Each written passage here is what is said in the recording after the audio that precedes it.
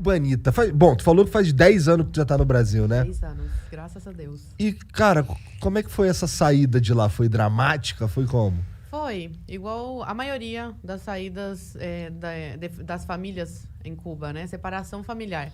Começou em 2005 com meu pai engenheiro em telecomunicações e eletrônica. Ele ocupava um cargo alto na empresa estatal onde ele trabalhava, para você ter uma ideia. Ele tinha acesso à internet em 2005. Caralho! Era proibido, era crime, né? Cubano ter acesso. E meu pai tinha porque ele trabalhava com isso e era um dos chefes, né? Mas ao contrário do que todo mundo fala e acha, a gente não tinha uma vida de rico. Era uma vida menos miserável. Então, quando você ocupa um cargo como o que meu pai ocupava, você tem que entrar para o Partido Comunista de Cuba. E quando você entra, aí esquece, você nunca mais consegue se desligar e sair do país. E meu pai não queria isso. Aí foi quando... Ele tem família brasileira, meu pai, a ascendência dele é libanesa. E há muito tempo atrás, eles migraram. Uma parte foi para Cuba, o avô dele foi para Cuba. Outra parte para o Brasil, Venezuela. E aí, essa família brasileira, a prima dele fez uma carta oficial convidando meu pai para passar umas férias aqui no Brasil, 3 meses, que era o máximo que um cubano podia ficar fora de Cuba. E aí, depois de muito trabalho, porque não foi fácil ele conseguir a autorização para sair, ele veio para cá de visita e deixou minha mãe grávida da minha irmã do meio. E eu com 5 anos na época. Minha mãe estava quase dando à luz. Ele veio em julho, agosto e novembro. Minha mãe deu à luz a minha irmã do meio. E aí eles ficaram 4 anos separados. Meu pai ficou aqui no Brasil. Ele pediu asilo político depois de estar 1 ano aqui no Brasil. E deixou minha mãe lá grávida. Aí depois de quase 4 anos, ele consegue tirar minha mãe de Cuba. Como que vocês se mantiveram sem ele lá durante 4 anos? Minha mãe, meu tio, irmão dela, mandava coisas para ela vender no mercado negro. Roupa, essas coisas. Que o governo, ele finge que não vê essas coisas.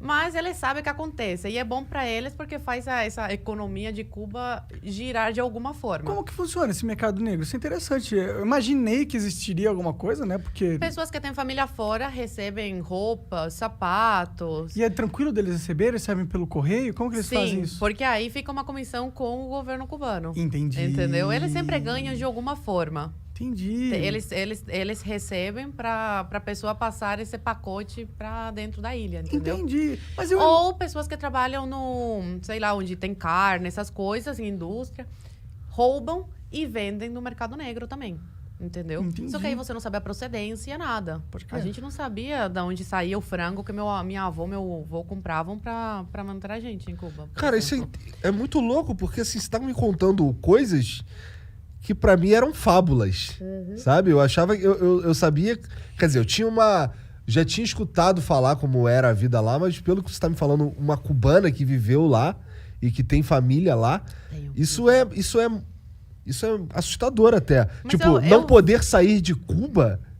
Eu falo isso, que se eu fosse brasileira e não fosse cubana, pra mim acreditar numa coisa dessas, porque parece uma coisa tão longe da realidade aqui do Brasil, né?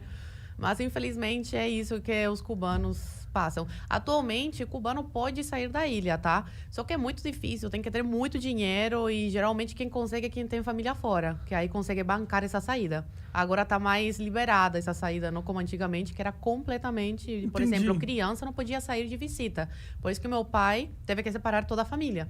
Aí, terminando essa história, meu pai ficou no Brasil, depois de quase 4 anos, consegue tirar minha mãe de Cuba, eu e minha irmã ficamos com os nossos avós. Eu com 9 anos na época e minha irmã com 3. E aí minha mãe vem para o Brasil, vai direto para a Polícia Federal e pede asilo político. Porque como eles são casados, meu pai e minha mãe, ela tinha direito à lei de refugiada também, igual meu pai. E aí minha mãe fica no Brasil, engravida nesse período. Uma coisa de Deus, eu sou muito católica, acredito muito. E realmente foi uma coisa de Deus, porque meus pais estavam muito mal na época de dinheiro. Assim, R$5 no bolso, por exemplo.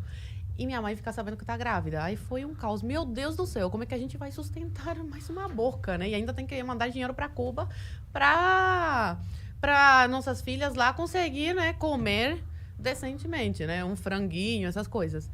Mas aí acabou que foi uma coisa de Deus, porque ajudou na nossa saída. Ter uma irmã brasileira. Aí depois de quase 3 anos, eles conseguem tirar a gente de Cuba.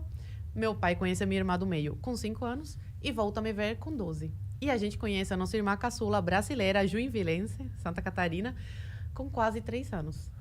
Aí, resumidamente, essa é a história da minha família.